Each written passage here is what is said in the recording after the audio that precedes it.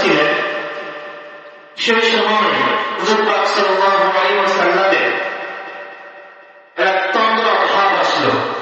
যেমন আমরা যখন বসে থাকি, থাকলে আমাদের হালকা একটু ঝিমানি আসে, ঘুম আসে। ওইরকম হুজুর পাক সাল্লাল্লাহু আলাইহি ওয়াসাল্লামের একটি ঝিমানো আসলো, তন্দ্রাই আসলো। তো তন্দ্রা থেকে যখন জাগ্রত হলেন, হুজুর পাক সাল্লাল্লাহু আলাইহি ওয়াসাল্লাম যখন হুঁশ আসলেন, হুজুর পাক সাল্লাল্লাহু আলাইহি ওয়াসাল্লাম সাহাবাদের সামনে একটি মিষ্টি হাসি দিলেন। মিষ্টি হাসি দেওয়ার সঙ্গে সঙ্গে সাহাবায়েরা হুজুর পাক সাল্লাল্লাহু আলাইহি ওয়াসাল্লামের কাছে প্রশ্ন করলেন, ইয়া রাসূলুল্লাহ সাল্লাল্লাহু আলাইহি ওয়াসাল্লাম, আপনি কেন মিষ্টি হাসি দিলেন? তো বলছে, আমার উপরে একটি সূরা নাযিল হয়েছে, সেই সূরাটি হলো আউযু বিল্লাহি মিনাশ শাইতানির রাজীম, বিসমিল্লাহির রাহমানির রহিম, ইন্না আ'তাইনাকাল কাউসার ফাসাল্লি লিরাব্বিকা ওয়ানহার, ইন্না শানি'আকা হুয়াল আবতার। বিশ্বনবী সাল্লাল্লাহু আলাইহি ওয়াসাল্লাম এই সূরাটি পাঠ করে প্রথম আয়াতে কাউসারের কথা বলা হয়েছে। বিশ্বনবী সাল্লাল্লাহু আলাইহি ওয়াসাল্লাম সাহাবাদের উদ্দেশ্যে বললেন, ও আমার সাহাবারা, তোমরা জানো কাউসার কি? সাহাবারা উত্তরে বললেন, আল্লাহ এবং আল্লাহর রাসূল ভালো জানেন। বিশ্বনবী সাল্লাল্লাহু আলাইহি ওয়াসাল্লাম বললেন, আমাকে এই সূরা যখন নাযিল করা হয়েছে, সর্বপ্রথম আল্লাহ পাক রব্বুল আলামিন সূরা কাউসার আল্লাহ তাআলা আমাকে দিবেন, এই কথা আল্লাহ পাক রব্বুল আলামিন আমাকে ওয়াদা দিয়েছে। সুবহানাল্লাহ। সর্বপ্রথম আয়াতে বলা হয়েছে, ইন্না আ'তাইনাকাল কাউসার, হে নবী, নিশ্চয় আমি আপনাকে কাউসার দান করেছি। আল্লাহ পাক রব্বুল আলামিন বিশ্বনবীকে কাউসার দান করলেন। বিশ্বনবী সাল্লাল্লাহু আলাইহি ওয়াসাল্লাম যখন মিরাজে গিয়েছিলেন, প্রথম আসমানে বিশ্বনবী যাওয়ার পরে একটি নগর দেখতে পেলেন। সফর সঙ্গী জিবরাইল আলাইহিস সালামকে প্রশ্ন করলেন, ও আমার জিবরাইল, এই নদীটা কি? জিবরাইল আলাইহিস সালাম উত্তরে বললেন, ইয়া রাসূলুল্লাহ সাল্লাল্লাহু আলাইহি ওয়াসাল্লাম, এর নাম হলো আল কাউসার। একশনে বলেন, এই নদীর নাম কি? এই নদীর নাম হলো আল কাউসার। এই নদীটি আল্লাহ পাক রব্বুল আলামিন আপনাকে দান করেছেন। হুজুর পাক সাল্লাল্লাহু আলাইহি ওয়াসাল্লাম যখন জান্নাতে প্রবেশ করলেন, মিরাজের মধ্যে যখন জান্নাতে প্রবেশ করলেন, জান্নাতে যাওয়ার পরে বিশ্বনবী সাল্লাল্লাহু আলাইহি ওয়াসাল্লাম একটি নদী দেখতে পেলেন। ওই নদীর কাছে গেলেন। ওই নদীর পাশে যাওয়ার পর বিশ্বনবী সাল্লাল্লাহু আলাইহি ওয়াসাল্লাম জিবরাইলকে বললেন, ও আমার জিবরাইল, এই নদীটা কি নদী? জিবরাইল আলাইহিস সালাম বললেন, এটা হলো আল কাউসার। এই আল কাউসার নামক নদীটা আপনাকে আল্লাহ তাআলা দান করেছেন। এই আল কাউসার আল্লাহ পাক রব্বুল আলামিন আপনার সকল উম্মতকে এই কাউসারের পানি পান করাবেন। বলেন সুবহানাল্লাহ। এবং আকাশে যত তারা আছে, একটা পরিমাণ ওই নদীতে, ওই নহরে পেয়ালা থাকবে, গ্লাস থাকবে, যাতে করে আপনার মাত্রা পানি পান করতে যেন কোনো অসুবিধা না হয়। সুবহানাল্লাহ।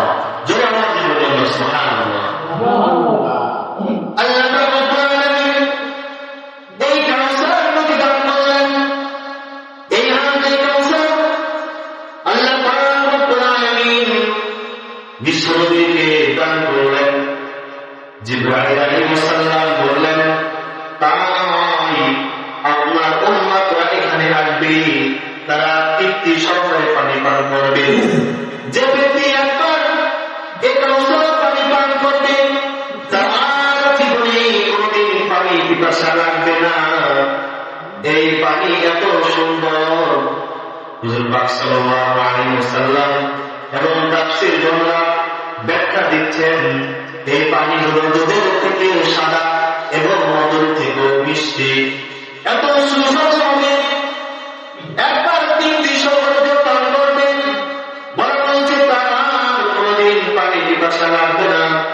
ওই পানিতে যখন হাত দিলেন এত পরিষ্কার পানি এবং বিশ্বনবী সাল্লাল্লাহু আলাইহি ওয়াসাল্লাম ওই পানি থেকে এত সুগন্ধ বাইরে হয়। বিশ্বনবী বলেন যে এটা মিশকে আমরা থেকে আরো বেশি সুগন্ধিযুক্ত। এই কাউসার আল্লাহ পাক রব্বুল আলামিন দান করেছেন কাকে? বিশ্বনবীকে। বিশ্বনবীকে দান করা হয়েছে এই হযরত কাউসার। কাল কিয়ামতের মাঠে এই কাউসার থাকবে। যখন খুব তৃষ্ণা হবে উম্মতের তখন সেখান থেকে তাদেরকে পানি পান করানো হবে এবং কিছু লোক সেখান থেকে বিতাড়িত করা হবে। সব উম্মত যখন পানি পান করার জন্য যাবেন সেখান থেকে কিছু উম্মতকে বাতিল করা হবে, বিতাড়িত করা হবে। হুজুর পাক সাল্লাল্লাহু আলাইহি ওয়াসাল্লাম আল্লাহ তাআলাকে বলবেন, আল্লাহ তাআলা উম্মতকে ওই কাউসার থেকে পানি পান থেকে ওই কাউসারের পানি পান থেকে কেন বিতাড়িত করা হচ্ছে? আল্লাহ তাআলা বলবেন, হে নবী আপনি দুনিয়া থেকে বিদায় নেওয়ার পরে আপনি মৃত্যুবরণ করার পরে তার মতো সুন্নাত পালন করত, আপনার সুন্নাত বেকার চলত এবং আপনার উম্মতরা আপনার সুন্নাতে পালন করত না। আপনার সুন্নাত তারা পালনীয় বিদআত সৃষ্টি করত। এই বিদআত সৃষ্টি করার কারণে ওই সমস্ত উম্মতদেরকে ওই কাউসার থেকে তাদেরকে বিতাড়িত করা হচ্ছে।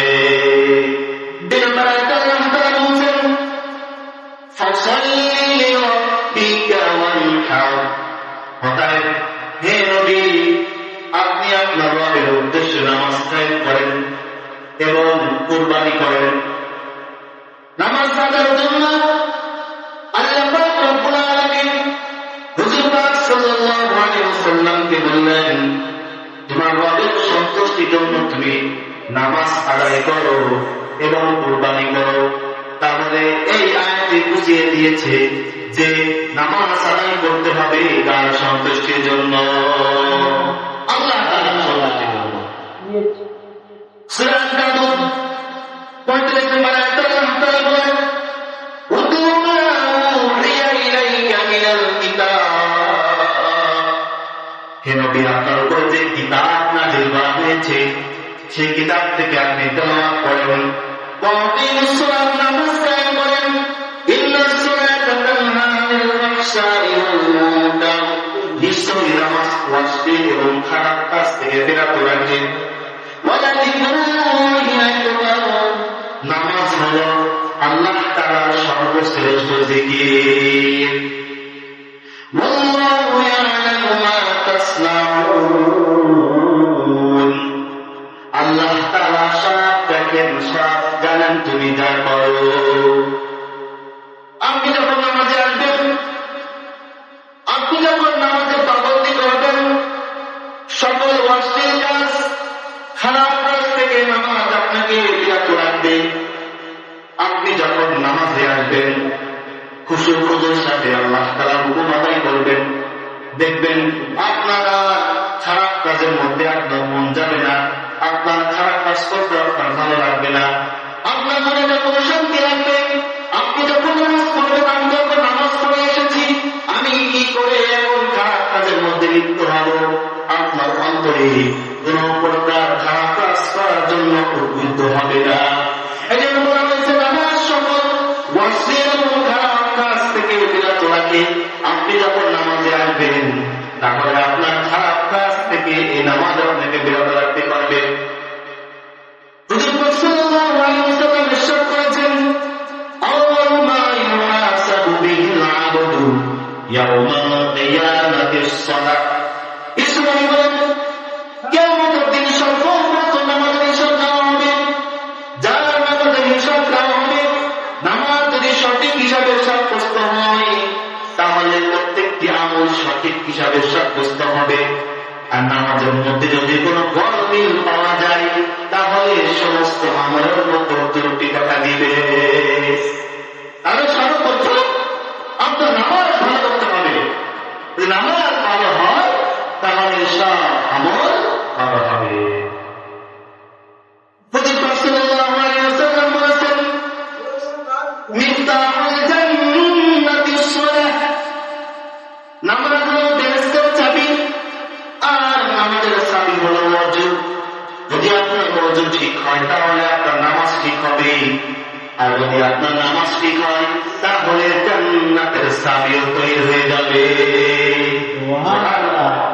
আল্লাহ রাব্বুল আলামিন বলেন, ইন্না শানিআকা হুয়াল আবতার।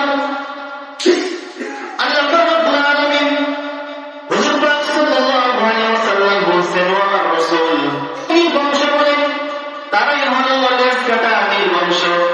এ নবী, আপনি ঘাবড়িয়ে যেন না, আপনি কষ্ট নিয়েন না।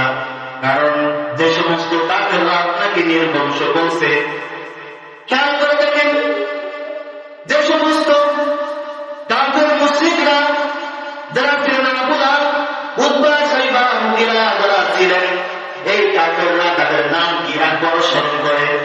তাদের নাম কিন্তু স্মরণ করে না। কিন্তু দেখেন, আমার নবী হযরত মুহাম্মদ মুস্তাফা সাল্লাল্লাহু আলাইহি ওয়াসাল্লামের অসংখ্য উম্মত রয়েছেন, প্রতিনিয়ত বিশ্বনবীর কথা কতবার স্মরণ করেছেন, হুজুর পাক সাল্লাল্লাহু আলাইহি ওয়াসাল্লামের নামে দুরূদ পাঠ করেছেন। এজন্য আল্লাহ তাআলা বলেন, ও নবী, আপনি কোনো ভয় পেন না।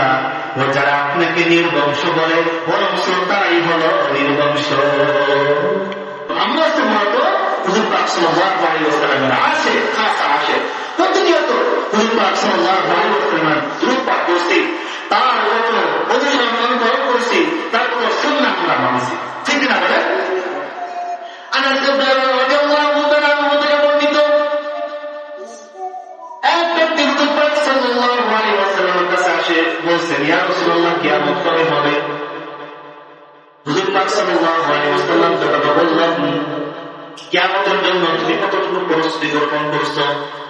উত্তরে সে ব্যক্তি বলল, ইয়া রাসূলুল্লাহ সাল্লাল্লাহু আলাইহি ওয়াসাল্লাম, তেমন কোন রোজা, তেমন কোন নামাজ, তেমন কোন দান সদকা আমি করতে পারি নাই, পাহাড় পরিমাণ বিস্তর করতে পারি নাই। কিন্তু একটা জিনিস আমার কাছে আছে, সেটা হলো আল্লাহ এবং আল্লাহ রাসূলের প্রতি মহব্বত, ভালোবাসা আমার কাছে আছে। আমরা আমাদের কোন দিকে হুজুর পাক সাল্লাল্লাহু আলাইহি ওয়াসাল্লামের আসেন, আল্লাহ পাক রব্বুল আলামিন হযরত ঈসা আলাইহিস সালামকে যে সৌন্দর্য দিয়েছিলেন, এই সৌন্দর্য দুই ভাগে ভাগ করেছেন আল্লাহ পাক রব্বুল আলামিন। এক ভাগ সমস্ত সৃষ্টিকে দিয়েছেন, আর এক ভাগ ঈসা আলাইহিস সালামকে দিয়েছেন। ঈসা আলাইহিস সালাম এত সুন্দর ছিল, জুলেখা তার জন্য এত পাগল ছিল, এত আসক্ত ছিল, এমনকি মিশরের সুন্দর সুন্দর মেয়েরা, সুন্দর সুন্দর মেয়েরা ইউসুফ আলাইহিস সালামের আশিকে ভালোবাসার জন্য হাত কেটে ফেলত। তাই বলা হয়েছে যে ইউসুফ আলাইহিস সালাম এত সুন্দর ছিল, হযরত আয়েশা সিদ্দিকা রাদিয়াল্লাহু তাআলা আনহা বলেন, ইউসুফ আলাইহিস সালাম যেমন সুন্দর ছিল এবং ইউসুফ আলাইহিস সালামের প্রতি মিশররা যেমন ভাবে ভালোবাসত, তার পাগলের হাত কেটে ফেলত। তার যদি আমার হাবিব প্রিয় নবী সাল্লাল্লাহু আলাইহি ওয়াসাল্লামকে দেখত, তাহলে তাদের কলিজাগুলো টুকরো টুকরো করে ফেলত।